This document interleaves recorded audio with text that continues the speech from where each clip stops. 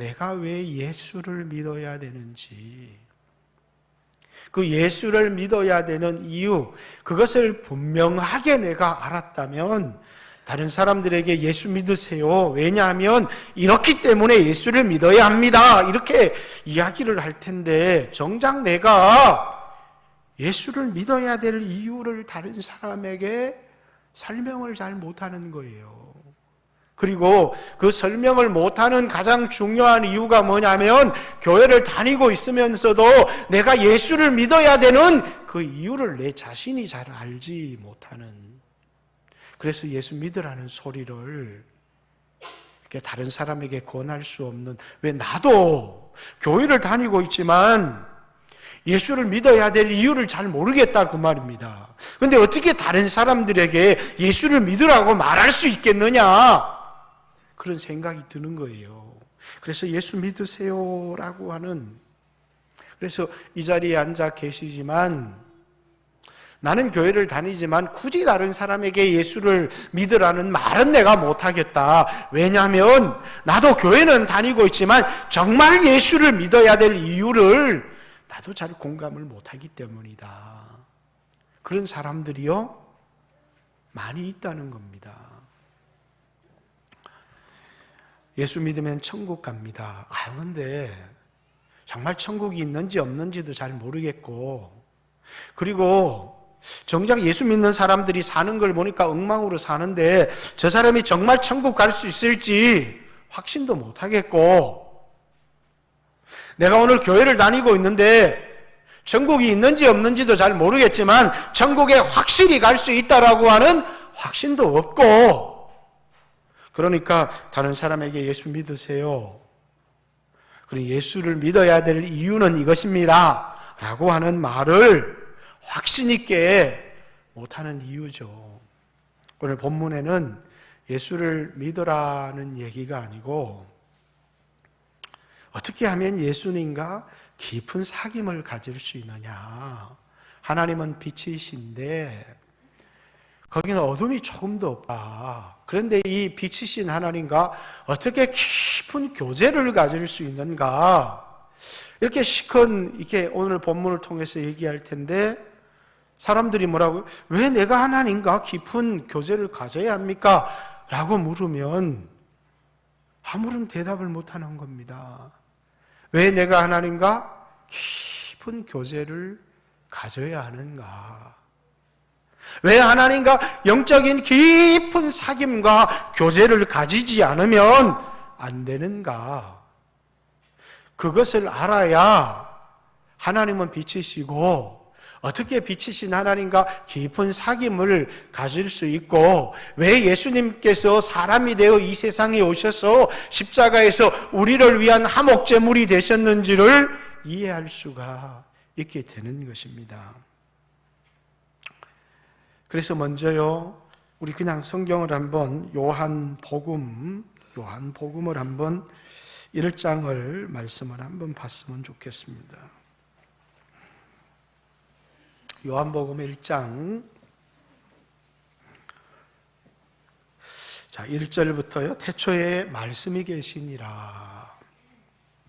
이 말씀이 하나님과 함께 계셨으니 이 말씀이 곧 하나님이시다. 이 말씀은 예수님이십니다. 2절에 보면 그는 예수님을 말하는 건데 태초에 하나님과 함께 계셨고 만물이 그 예수님으로 말미암아 지은 바 되었으니 지은 것이 하나도 그가 없이는 된 것이 없느니라. 여러분 예수를 안 믿어도 잘 살 수 있어요. 이 세상에서 부자로. 예수 믿으면 잘 살고 예수를 안 믿으면 가난하게 살고 그래서 예수를 믿어야 이 세상에 부자 될 수 있습니다. 이렇게 사람들은 설명할지 모르지만 예수 안 믿는 사람도 세상에서 부자로 잘 살 수 있어요. 그런데 왜 예수를 믿어야 되느냐 하면 그분이 나를 지으신 창조주예요. 나를 위해서 십자가에 피 흘려서 구원해 준 구원의 주님이시기 전에 만물이 그로 말미암아 지은 바 되었으니 지은 것이 하나도 그가 없이 된 것이 없다. 그 말은 그분이 나를 지으셨다는 거예요. 엄마 아빠가 우연히 그냥 나를 이렇게 세상에 태어난 게 아니라 나에게 생명을 주신 이가, 나를 창조하신 이가 그분이신데 왜 나를 창조했는지, 내가 오늘 왜 이 세상에 이런 모습으로 살아가고 있는지, 이 세상을 어떻게 살아가야 하는지 나를 만드신 그분이 가르쳐주지 않으면 부자로는 살아갈 수 있지만 나를 지으신 그분의 목적에 합당한 삶을 살아갈 수는 없어요. 나를 왜 지으셨는지, 나를 지으신 목적이 뭔지 오직 그분에게서만 나를 창조하신 목적을 발견할 수 있는 겁니다. 그래서 세상 사람들처럼 잘 살고 있지만 많은 사람들이 잘 살아요. 근데 중요한 것은 자기가 이 세상에서 사는 이유를 모르고 살아요. 예수를 안 믿는 사람도 잘 살아요. 그러나 그 사람들은 이 세상에 자기가 왜 사는지를 모르고 살아요. 가난하기 때문이 아니에요. 사는 이유를 모르고 사는 게 문제라는 거예요. 자, 4절. 그 안에 생명이 있었으니 이 생명은 사람들의 빛이라. 예수 안에 있는 생명이 사람들에게 빛이 된다. 빛이 어둠의 빛이 돼 어둠이 깨닫지 못하더라. 그러면서 이제 6절, 7절, 8절은 빛이 아니요 빛에 대하여 증거하러 온 요한에 대한 얘기를 하고 있고요. 9절에 참 빛, 곧 세상에 와서 각 사람에게 비추는 빛이 있었나니 이렇게 얘기합니다. 예수 안에 있는 생명이 사람들의 빛이고 예수님이 참 빛, 이 세상에 피조된 빛이 아니라 참 빛인데 예수 믿는 사람은 이 빛이 우리 가운데 비춰진 사람, 예수의 빛이 우리에게 비추어지게 되면 우리가 깨닫게 되는 게 하나 있다는 거예요. 그게 뭐냐면 하나님이 나를 하나님의 형상으로 창조했는데 그 빛이 내게 딱 비추어지는 순간에 사람들은 자기를 안다고 생각을 합니다. 근데 그 빛이 비추어지면 내가 보이기 시작하는 거예요. 그것을 깨달음이다 이렇게 얘기하는 거예요. 근데 자기를 보면서 깜짝 놀라게 됩니다. 내가 괜찮은 사람인 줄 알았고 하나님의 형상으로 지음받은 사람인 줄 알았는데 하나님의 빛이 내 안에 딱 비추어지면서 뭐가 보이기 시작하느냐면 짐승의 형상이 보이기 시작하는 거예요.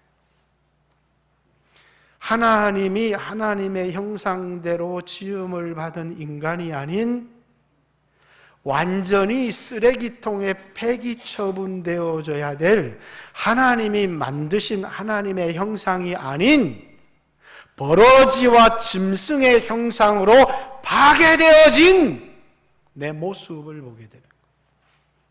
여러분, 이 빛이 비추어지지 않는 사람들은 아무리 설명을 해도 자기 모습을 보지를 못해요. 그런데 하나님의 계시의 빛, 하나님의 은혜의 빛, 생명의 빛, 참 빛이 우리에게 비추어지는 순간에 우리는 내 몸이 장애인 게 이게 문제구나. 내가 직장이 없는 게 이게 문제구나.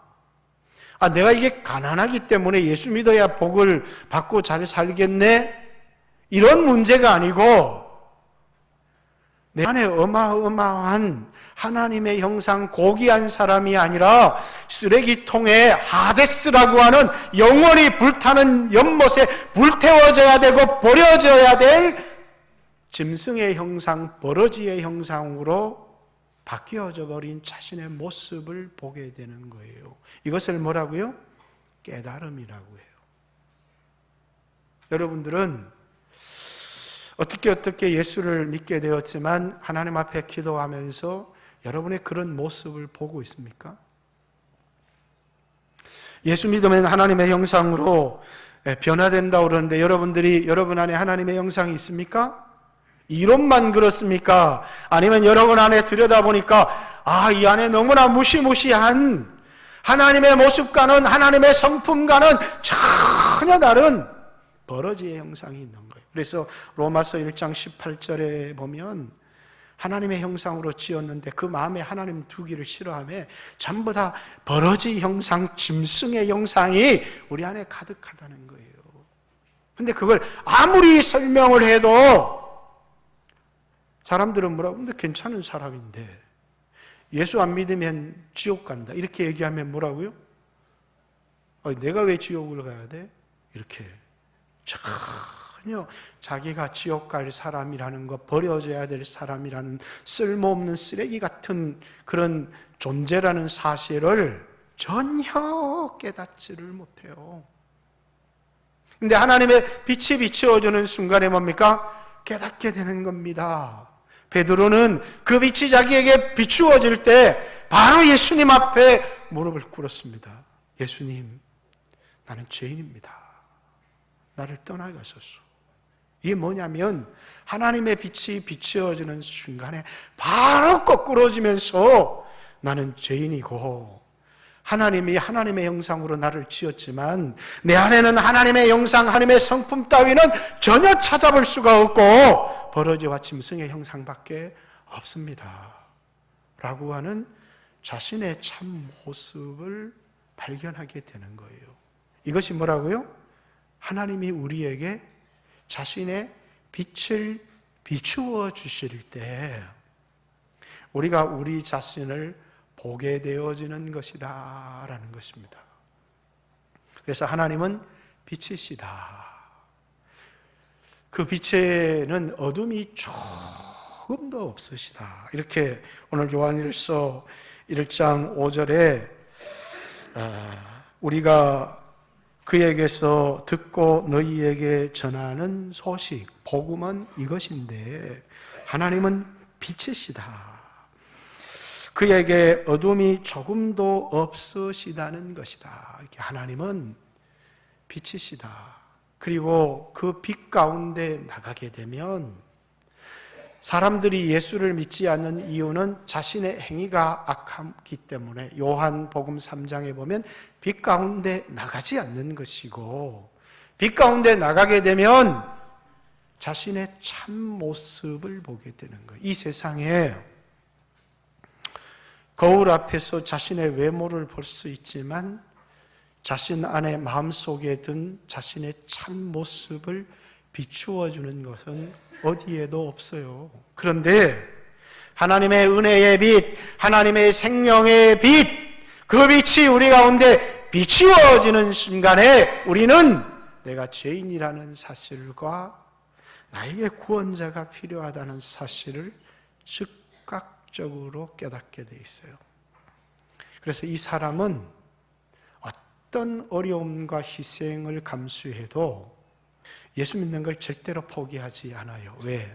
예수만이 나의 소망이고 이 병들어 있는 이 버러지 형상과 같은 나를 고칠 수 있는 유일한 분. 여러분, 그냥 천국에 예수 믿으면 천국에 갑니다. 그러나 중요한 건 뭡니까? 그분이 이 버러지 형상, 하나님께서 창조하신 하나님의 형상이 아닌 하나님의 형상이 죄 때문에 완전히 깨어져 버려가지고 이제는 하나님의 형상을 전혀 찾아볼 수 없는 그 인간을 하나님의 형상으로 변화시키기 위해서 예수님께서 우리와 같은 육체를 입고 이 세상에 오셨는데 어떻게 함을 통해서 예수를 믿으면 당장 하나님의 형상으로 쫙 바뀌는 게 아니라 빛이신 하나님과 깊은 영적인 교제를 통해서 우리 안에 하나님의 형상이 회복되도록 하셨다라는 사실입니다. 자, 오늘 본문의 구조는 어떤 사람들은 1장 5절부터 1장 10절까지 본문을 끊으시는 분이 있는데 본문을 자세히 들여다보면 요한일서 이제 1장 5절에는 하나님은 빛이시다. 그에게는 어둠이 조금도 없으시다. 그러면서 6, 7, 8, 9, 10, 2장 1절까지 6개의 절을 전부 다 if, 만일의 절로 되어 있어요. 그러면서 3개는 부정절, 3개는 긍정절로 되어 있고 마지막 2장 2절에는 우리에게 예수 그리스도는 화목제물로 오셨다. 이걸 결론을 내고 있는데, 자, 6절, 8절, 10절은 부정절이에요. 7절, 9절, 2장 1절은 긍정절이에요. 그래서 다시 말해서 6절, 8절, 10절은 하나님과 교제가 이루어지지 않는, 예수님을 믿는다고 하면서 또 신앙생활을 하면서 하나님과 영적인 교제가 전혀 이루어지지 않는 어둠 속에 거하는 사람들의 얘기고, 7절, 9절, 2장 1절은 하나님과 깊은 영적인 교제가 이루어지는 사람들의 얘기예요. 그래서 6절에도 만일, 7절에도 만일, 8절에도 만일, 9절에도 만일, 10절에도 만일, 2장 1절에도 만일, 전부 다 if절로 되어 있는데 6절에 먼저 만일 우리가 하나님과 사귐이 있다 하고, 그러면서 여기 어둠에 행하면 거짓말을 하고 진리를 행치 아니하거니와, 하나님과 사귐에 있어서 어둠에 거하면 거짓말하는 자고 진리를 행치 않는 것이다. 8절에 보십시오. 자, 어둠에 행하면이라는 말 대신에 죄가 없다고 말하면, 거짓말을 하고라는 말을 대신해서 스스로 속이고 진리를 행치 아니함이거니와 라는 말을 대신해서 진리가 우리 속에 있지 아니하다 이렇게 말하고 있고, 10절에는 어둠에 행하면, 또는 8절에 죄가 없다고 하면이라는 말을 대신해서 우리가 범죄하지 아니하였다고 하면, 6절에 거짓말을 하고 8절에 스스로 속이고 10절에는 뭐라고요? 하나님을 거짓말하는 자로 만드는 것이고, 6절에 진리를 행하지 아니한다, 8절에 진리가 우리 속에 없다, 10절에 하나님의 말씀이 우리 속에 있지 아니하다, 이렇게 대조를 이루고 있죠. 그죠? 똑같은 표현을 하고 있습니다. 그래서 6절에 우리가 만일 하나님과 사귐이 있다고 하면서 어둠에 행하면이라고 하는 동의어가 8절에 죄가 없다고 하면, 자신이 죄가 없다고 하면 그 사람이 어둠에 있는 사람이라는 것입니다. 어둠에 행한다는 말은 10절에 보면 우리가 범죄하지 아니하였다, 내가 죄가 없다, 그 말이 어둠 속에 있는 사람의 고백이라는 것입니다. 그 사람은 거짓말하는 사람이고, 8절에 의하면 스스로 자신을 속이는, 자신에게 속고 있는 사람이고, 10절에 의하면 하나님을 거짓말하는 자로 만드는 사람이고, 그렇게 되어지는 이유가 뭐냐면 그가 진리의 말씀을 6절에 행치 아니하기 때문이고, 8절에 진리의 말씀이 그 속에 있지 아니하기 때문이고, 10절에는 그의 말씀, 하나님의 말씀이 그 속에 있지 아니하기 때문이다. 그러면 이 말을 한마디로 요약을 딱 해볼까요? 뭡니까? 어둠 가운데 있는 사람은 거짓말하는 사람인데, 그 거짓말이 나는 죄가 없다라고 말합니다.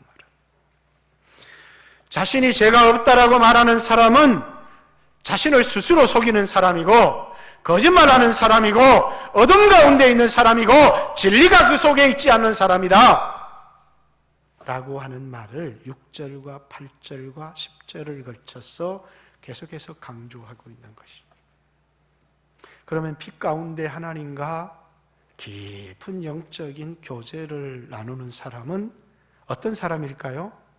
7절 그가 빛 가운데 계신 것 같이 우리도 빛 가운데 행하면 우리가 서로 사귐이 있고 그 아들 예수의 피가 우리를 모든 죄에서 깨끗하게 하실 것이다. 9절 만일 우리가 죄를 자백하면 그는 미쁘고 의로우사 우리 죄를 사하시며 우리를 모든 불의에서 깨끗하게 하실 것이다.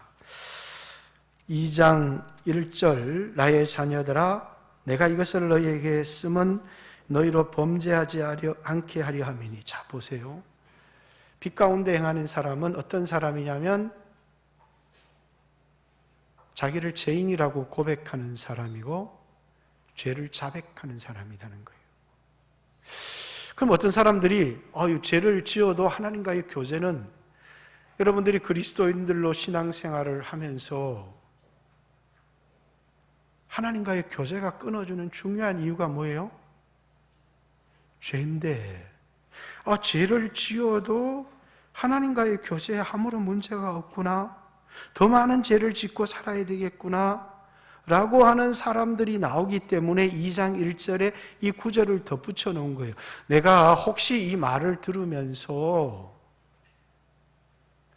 너희가 그러면 죄를 즐겨 지을까 봐 이 말을 하는데, 나의 자녀들아 내가 이것을 너희에게 쓰는 것은 죄를 많이 짓고 살아도 된다라고 이 말을 쓰는 게 아니고, 자, 나의 자녀들아 내가 너희에게 이것을 쓰면 너희로 죄를 범하지 않게 하려 함이라. 그러나 만일 우리가 죄를 범하여도, 그러면 하나님과 교제가 끝이고 니까지 게 무슨 예수 믿는 거야, 너는 끝이야, 이렇게 교제가 단절되는 게 아니냐 그 말이에요. 만일 누가 죄를 범하여도 뭐가 있다는 거예요? 아버지 앞에 우리에게 대언자가 있으니 곧 의로우신 예수 그리스도다. 또 이런 이야기를 하면 이 죄 짓고 살아도 되네? 그 얘기를 할까 봐 내가 너희에게 이것을 쓰는 것은 나의 자녀들이 죄를 짓지 않고 살기를 원한다. 그러나 하나님과의 깊은 사귐은 문제가 되는 것은, 어둠 가운데 행하는 것은 죄 없다라고 자기 자신을 말하는 그 사람이 문제다는 것입니다.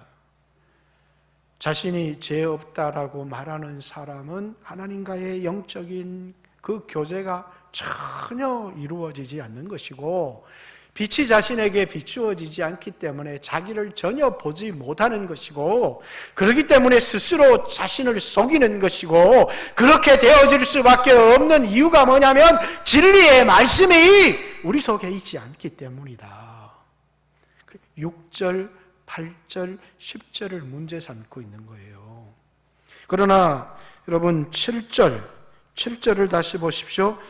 그가 빛 가운데 계신 것 같이 우리도 빛 가운데 행하면 우리가 서로 사귐이 있는데 그 아들 예수의 피가 우리를 모든 불의, 모든 죄에서 우리를 깨끗하게 할 것인데 9절이 가장 중요해요. 어떻게 하면 하나님과 깊은 사귐을 가질 수 있을까?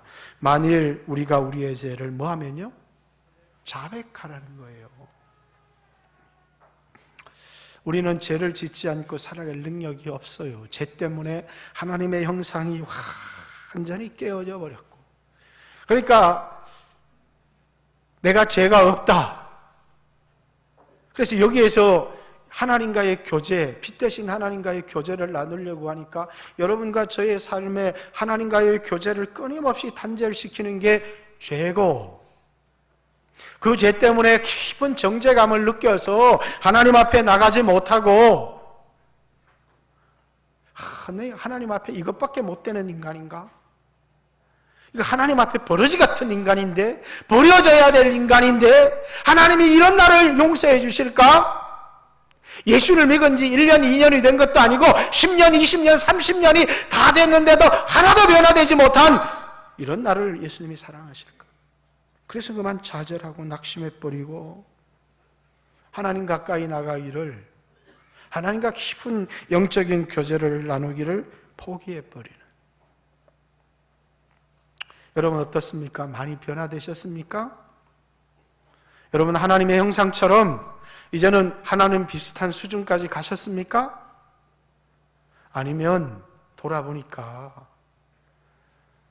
하나님의 은혜의 빛, 생명의 빛이 비추어지니까 더 흉악하고 더 짐승 같은 여러분의 모습이 보이십니까? 여러분, 여러분의 흉악하고 짐승 같은 모습은 이 땅에 사는 날 동안 벗어버릴 수가 없습니다. 그건 그 옛사람과의 이별은 내가 이 세상의 육체를 떠나는 날 이별하는 것입니다. 그런데 이제 우리의 삶은 자주 옛사람에 사로잡혀서 거듭난 새 사람이 주인 되어서 살아가는 게 아니고 옛사람에 자주 사로잡혀서 넘어지고 실패한다고 하는 것이 문제지요. 그러나 여러분들이 알아야 될 것은 하나님은 우리가 죄를 범하기를 원하지 않습니다. 그러나 하나님과의 교제를 위해서, 내가 축복을 받기 위해서 하나님과 사귐이 있다고 교제를 가진다고 하면서 내가 죄가 없다라고 말하는 사람들이 문제라는 것입니다. 그 사람에겐 진리도 없고 그 사람에게는 빛도 없고 그 사람은 스스로 자기가 쏟고 있는 사람이고 진리의 말씀이 그 속에 없다는 것이에요. 마치 자신은 죄를 짓지 않는 신령한 사람인 것처럼, 마치 육체가 없는 사람인 것처럼, 죄로 말미암아 하나님의 형상이 파괴되지 않는 사람인 것처럼, 그건 거짓말장이라는 거예요. 자신도 거짓말장이요, 하나님을 거짓말장이로 만드는 사람이다. 하나님은 너희가 죄를 범하지 않기를 원하지만 만일 우리가 죄를 범하면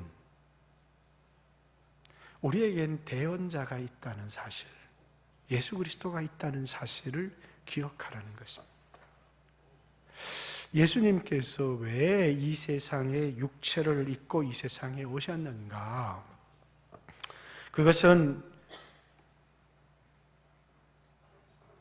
거룩한 형상을 가진 사람을 데리러 온 것이 아니라 하나님의 형상이 완전히 파괴되어서, 그래서 뭐라고요? 짐승의 형상처럼 되어진 사람을 그분이 화목제물이 되어서 하나님과의 영적인 깊은 교제를 회복시켜 주시기 위해서 예수님이 이 세상에 오셨다는 거예요. 자, 여러분들은 하나님의 형상으로 변화된 사람입니까? 아니면 예수님의 십자가 때문에 하나님과의 교제가 회복된 사람입니까? 구원이 완성된 사람입니까? 아니면 여러분들이 받은 구원이 예수의 피로 제사함을 얻었고 그 예수님 때문에 오늘 하나님과 깊은 교제 가운데 그 교제를 나눌 수 있는 특권을 누리고 있는 사람인지, 아니면 여러분들이 예수를 믿었더니 내가 막 엄청나게 변화되고 거룩해져 가지고 이제는 하나님의 형상 비슷하게, 경상도 말로 비스무리하게 변화되어진 사람입니까? 제일 큰 문제가 뭐예요? 이 비스무리하게 변화된 사람들이 문제라는 거예요. 우리의 신앙이라고 하는 건 구원이 하나도 완성된 게 없어요. 하나님이 우리에게 준 십자가의 이 구원이라고 하는 건 이 구원의 완성, 내 안에 있는 하나님의 형상을 보게 될 날이 있는데, 어린 양의 혼인잔치에서 내 안에 있는 예수 그리스도의 형상을 보게 될 거예요. 그런데 이 세상에 예수님이 오셔서 십자가에 피 흘려서 여러분과 저에게 준 것은 이젠 다신 죄짓지 마, 죄짓지 않기를 원해요. 그러나 그럴 수 없는 우리 자신을 보게 돼요. 그러면 아무렇게나 죄짓고 살아도 되느냐? 그건 아니라는 거예요. 하나님은 우리가 죄를 짓고 살지 않기를 원하신다는 거예요. 그런데 우리에게 예수님의 십자가의 피로 말미암아 준 게 뭐라고요? 교제의 특권을 주었다는 거예요. 이런 죄인에게 하나님의 형상이신 예수 그리스도와 깊은 영적인 교제를 누릴 특권, 그것을 이 세상에 있는 여러분과 저에게 주셨다는 거예요. 그래서 2장 2절에 있는 말씀 한번 보십시오. 2장 2절 같이 한번 읽습니다. 시작. 그는 우리 죄를 위한 화목 제물이니 우리만 위할 뿐 아니요 온 세상의 죄를 위하시며. 이 결론이죠. 그분은 화목이라는 말이 뭐예요? 버러지 형상인 우리가, 그렇게 다시 말해서 하나님이 창조한 하나님의 형상이 아닌 죄 때문에 완전히 파괴되어져 버린 버러지 형상, 짐승의 형상 같은 우리가 구원이 완성이 되어지면 다시 하나님의 형상처럼 변화될 것이지만, 이 세상에 있는 동안에 예수님께서 육체를 입고 이 세상에 오셔서 피를 흘리셔서 우리의 죄를 담당하는 그 순간에 우리 자신의 성품이 확 바뀌어서 하나님의 형상으로 바뀌어지는 것이 아니고, 신분적으로 우리를 하나님의 자녀되게 하셨고, 그분을 닮아갈 수 있도록 화목제물이신 그분을 의지해서 하나님과 교제할 수 있는 특권을 주었다는 거예요. 영화라고 하는 하나님의 형상으로 화하여지는 변화는 우리가 이 육체를 벗고 주님 앞에 서게 되는 날 우리는 변화된 내 모습을 보게 될 것입니다. 근데 마치 우리는 뭐라고요? 오늘 우리 모습을 보고 좌절하고 절망하고, 예수 10년을 믿어도 이게 도대체 뭐지? 20년을 믿어도 뭐지? 하나님이 나를 버리셨는가? 그러면서 좌절하고 그만 죄 때문에 슬퍼하고 죄 때문에 낙심하고, 그 나쁜 것이 아니에요. 결정적인 게 뭐가 나쁜 거냐면 하나님과의 교제를 단절해버리는 게 나쁜 거예요. 아무리 넘어지고 실패하고 짐승 같은 내 모습을 볼 때마다 뭐라고요? 하나님도 가까이 나가야 되겠구나. 하나님은 이런 나를 치료하기 위해, 이런 나를 구원하기 위해서 예수님을 화목제물로 하나님과 화목하게 교제하고 사귈 수 있도록 예수님을 보내주셨구나. 그래서 더 하나님 가까이 나가서 하나님과 사귀어야 되는 것이지, 그만 그 죄 때문에 하나님과의 틈이 더 벌어져서 사단이 정죄함을 통해서 멀어지지 말라는 거예요. 만일 우리에게 죄를 범하면 우리 앞에 대언자이신 예수 그리스도가 계셔야 되는데, 대언자인 예수님이 계시는 게 아니고 정죄자인 마귀 새끼가 니까짓 게 무슨 장로요? 니까짓 게 무슨 30년 신앙생활한 권사고 집사요? 그러니까 그만 확 쭈그러들어 버리는 겁니다. 죄를 지으라는 얘기예요? 짓지 말라는 얘기예요? 짓지 말라는 얘기예요. 그러나 넘어지고 죄를 짓게 되면, 자, 내가 그것에 대해 회개해야 하지만, 내 죄를 자백해야 되지만, 자백하는 중요한 이유가 하나님과의 교제를 잃어버리지 않기 위해서라는 거예요. 여러분이 이 세상을 살아가면서 죄를 짓지 마십시오. 그러나 어떠한 경우에라도 하나님과의 교제를 잃어버리지 마십시오. 하나님과의 교제를, 하나님과의 친밀함을 여러분들의 공로로, 여러분의 선한 행위로, 변화된 삶으로 하나님과의 친밀한 교제를 가질 수 있다고 착각하지 말라는 그 말입니다. 그래서 나는 죄가 없다.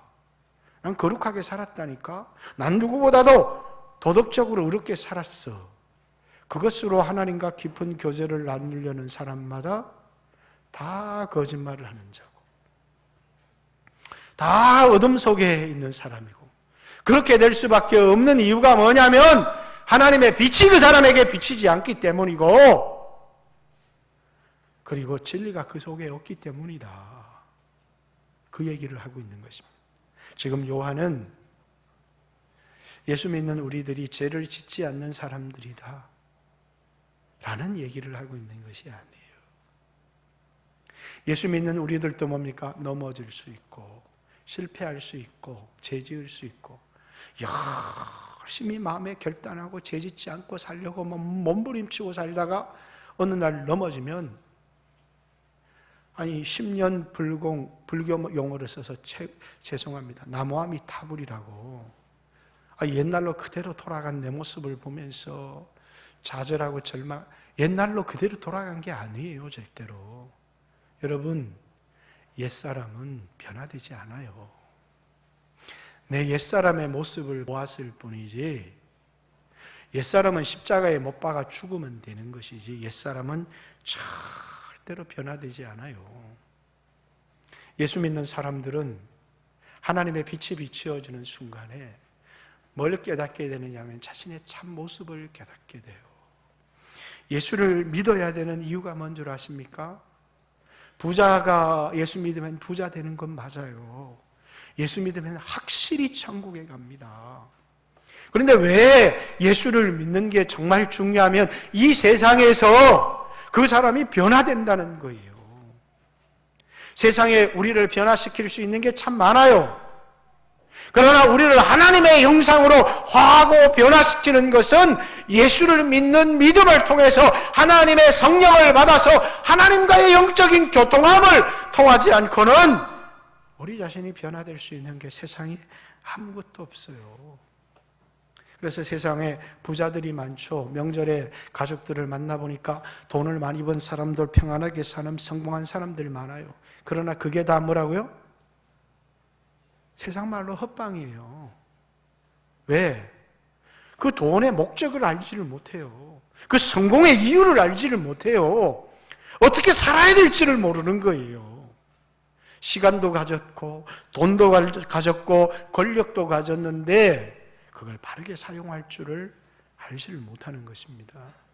그러니까 그것이 헛것이죠. 그러면서 나름대로 똑똑합니다. 얼마나 정치를 얘기하고 세상을 비판하는지 몰라요. 그래서 세상에 의인들이 얼마나 많아요? 그러나 정작 자기는 보지를 못해요. 자신을 향해서는 철저하게 어두워요. 우리 정치권에 2019년, 2020년에 들어와서도 제일 많이 쓰여지는 단어가 내로남불이에요. 다른 사람은 그 불륜이라고 하면서 나한테는 로맨스라고. 왜? 자기를 못 보기 때문이죠. 사람들이 하나님의 은혜를 받지 못하면 자기를 보지는 못해요. 그러나 자기를 본 사람은 다른 사람이 보여요. 그러나 정죄하지 않아요. 왜 정죄하지 않습니까? 정죄할 수가 없는 거죠. 나도 다를 바가 없으니까. 나는 행하지 않았을 뿐이지 그들처럼 살지 않았을 뿐이지 마음의 생각은 그들과 똑같을 것이고 그들과 같은 위치에 놓여 있지 않았기 때문이지 그들처럼 높은 자리에 있지 않았고 그들처럼 많은 돈을 갖고 있지 않았기 때문에 죄를 짓지 못한 것이지 나도 그 자리에 있었으면 그들과 다르지 않았을 거라는 사실을 너무나 잘 아는 것이죠. 그렇기 때문에 우리는 남을 정죄하지 않습니다. 왜? 나는 저 사람하고 달라. 인간은 죄로 말미암아 파괴된 인간은 동일합니다. 다른 인간이 하나도 없어요. 인간이 인간을 정죄하는 것보다 어리석은 것은 없어요. 물론 좀 더 자신을 절제할 수 있는 사람도 있고 좀 더 돈을 추구하는 사람보다 사회적인 정의를 추구하는 사람도 있지만 그러나 그 배후에 있는 인간의 욕심은 동일한 것입니다. 사랑하는 성도 여러분, 그리스도인이 이 세상에 어떻게 살아야 되겠습니까? 여러분 예수 믿어서 천당도 가고 예수 믿어서 복도 받으십시오. 그러나 예수를 믿는다는 것은 예수 한번 믿고 나는 구원을 얻었습니다. 그리고 아무렇게나 살아가는 것은 결코 아니라는 것입니다. 예수를 믿는다는 것은 하나님과의 깊은 사귐 속에 오늘 내가 있다는 것입니다. 그런데 그 사귐이 늘 우리를 고통스럽게 하고 늘 우리를 괴롭게 만듭니다. 왜 그러냐? 내 안에 하나님과의 사귐을 깨뜨리는 무서운 죄성이 있기 때문이에요. 그래서 여러분 예수 믿는 사람이 가난한 것 때문에도 힘들고 육체가 병든 것 때문에도 힘들고 사업이 어려운 것 때문에도 힘들지만 가장 힘든 게 뭐냐면 죄책감이에요. 예수 믿는 사람에게는 내가 예수 믿는 사람인데 내가 은혜를 입은 사람인데 내가 이렇게 살면 안 되는데 그러면서도 그렇게 끌려가는 자기의 자신의 모습을 보는 것보다 더 괴로운 것이 없는 거예요. 그러나 그것 때문에 뭘 버려서는 안 된다고요? 내가 의인인 것처럼 나를 포장해서도 안 되고 하나님 앞에 내 죄를 자백하라는 거예요. 그대로 하나님, 나는 이런 사람입니다. 나는 죄인입니다. 그렇기 때문에 난 예수님이 필요합니다. 난 예수님의 은혜가 필요합니다. 난 예수님께 더 가까이 나가야 합니다. 여러분, 세상은 어둠이고 예수님은 빛입니다. 세상을 사랑하고 세상 가까이 나갈수록 하나님의 은혜에서 멀어지고 하나님과의 사귐에서는 멀어지고, 그러면서 세상이 좋아 보이고 세상의 쾌락을 내게 즐거움이 되는 것 같지만 주일날 하나님 앞에 나오려고 하면 마음이 무겁고 공허합니다. 명절에 세상 친구들을 만나서 세상 이야기를 하고 그리고 술을 먹고 이렇게 즐겁게 이렇게, 그때는 너무 좋았어요. 몰랐죠. 근데 세상 사람들은 아무 생각 없이 막 너저불어서 잡니다. 근데 내게 집으로 돌아오는 길은 고통스럽고 공허하고 무겁고 정죄감. 왜? 그들에겐 빛이 없지만 나에겐 빛이 있기 때문이에요. 아주 작은 빛일지라도 하나님의 빛이 비치어지니까 뭐예요? 이건 아닌데 하는 내 모습이 보이기 시작하는 거예요. 사랑하는 성도 여러분, 여러분에게 정죄를 느끼라고 하는 이야기가 아니에요. 우리에게 대언자가 있으니 예수 그리스도다, 이 이야기를 하고 싶은 거예요. 여러분들은 여러분의 정죄자 마귀의 소리만 들어서는 안 되고 대언자이신 예수 그리스도, 그러기 때문에 내가 너를 위해 피 흘렸다라고 하는 대언자이신 예수 그리스도의 변호를, 나를 향한 주님의 변호를 들어야 돼요.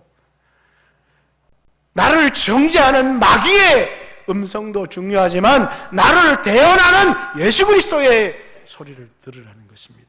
그리고 2장 2절의 말씀이 그는 우리 죄를 위한 화목의 제물이다. 왜 그분이 육체를 입고 이 세상에 오셨는 줄 아느냐? 그분이 왜 십자가에서 피 흘려서 왜 하나님의 아들이 제물이 되셨는 줄 아느냐? 오직 이 하나를 우리에게 주기 위해서라는 거예요. 하나님과의 깊은 교제. 그의 피 흘림이 없이는 우리가 하나님과 사귐을 가질 수가 없기 때문에 우리의 죄만 위할 뿐 아니라 온 세상의 죄. 이 말은 요한 자신 또 요한 공동체만을 위해서가 아니라 이 세상에 예수 믿고 선택된 모든 사람들을 위하여서 예수님께서 화목 제물이 되셨다, 이렇게 이야기를 하고 있습니다. 2020년입니다. 여러분에게 이제 여러분들은 하나님과 화목하십니까? 아니면 하나님과 원수 같은 삶을 살아가고 있습니다. 여러분 하나님과 가깝습니까? 여러분 하나님과 친밀합니까? 여러분이 기도하면 하나님이 들어주실 것 같습니까? 막 화를 내면서 네가 무슨 자격으로 나에게 기도하느냐, 이렇게 하나님이 말씀하실 것 같습니까? 여러분이 가지고 있는 하나님의 이미지, 여러분 하나님께 나가는 것이 즐겁습니까? 나를 위해 십자가에 피 흘리신 화목제물이 되신 예수님을 생각하게 되면 여러분들이 예수님 앞에 나가는 것이 굉장히 즐거운 일이라는 사실을 알게 될 것입니다. 왜냐하면 하나님은 우리와 화목하기를 원하시기 때문입니다. 거룩한 사람과 화목하기를 원해서가 아니라 죄인인 우리와 화목하기 위해서 아들을 보내셨고 그 아들을 화목 제물로 십자가에 죽게 하심을 통해서 우리와 화목하기를 원하시는, 그것이 하나님이 우리에게 제시하신 화목의 길입니다. 2020년을 살아가면서 여러분 하나님의 더 큰 은혜가 필요하지 않습니까? 하나님의 더 큰 도움이 필요하지 않습니까? 여러분의 삶에 하나님의 역사가 필요하지 않습니까? 뿐만 아니라 여러분이 더 변화되어야 될 필요성을 느끼지 못하십니까? 이런 하나밖에 없습니다. 하나님 가까이 나가는 것입니다. 하나님과 화목하는 것입니다.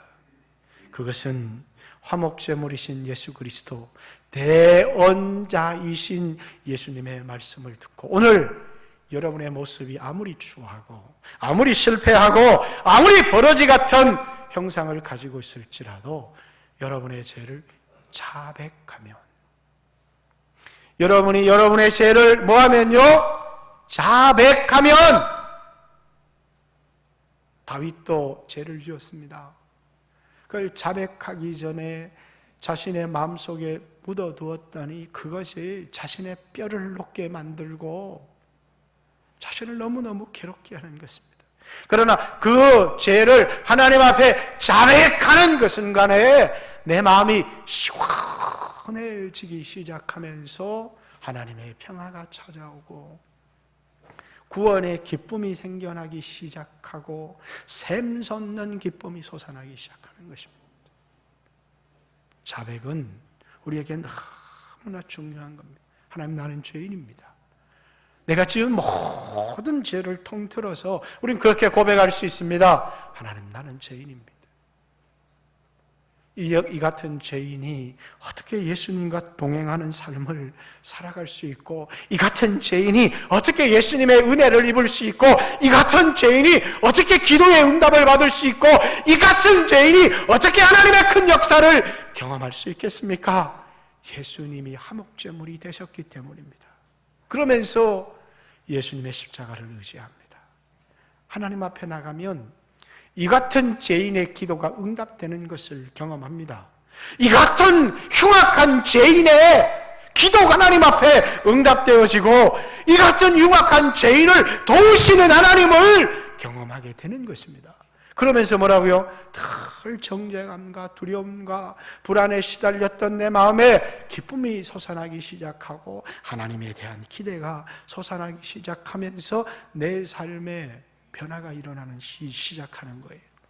근데 많은 사람들이 늘 내가 의롭게 여겨서 하나님과 교제하려고 하다가 오늘도 깊은 정죄감 가운데 여기 하나님이 나를 축복해 주실 것이다, 이런 기대를 가지고 나오는 게 아니라 그저 나 때리지만 마세요, 이런 깊은 정죄감 가지고 신앙생활하는 사람들이 너무 많은 것입니다. 여러분, 2020년 역사하여 주십시오. 역사가 일어나기를 기대하고 있습니까? 아니, 여러분 속에 기대가 없다니까요. 왜? 깊은 정죄감이 있기 때문이에요. 오늘 내 모습이 흉악하고 부족할지라도 내가 하나님을 향해서 예수의 십자가의 피를 의지해서 주여 내 삶에 역사하여 주시옵소서, 내게 더 큰 은혜를 베풀어 주십시오, 이렇게 우리가 하나님 앞에 담대하게 나갈 수 있어야 된다는 거예요. 기쁨으로 하나님께 기도할 수 있어야 된다는 거예요. 내 모습을 자백하며 있는 모습 그대로 나가면서 2020년 여러분의 가정에, 여러분의 인생에 역사하실 하나님을 기대하는 귀한 성도들이 되시기를 주님의 이름으로 축복합니다. 같이 한번 하나님 앞에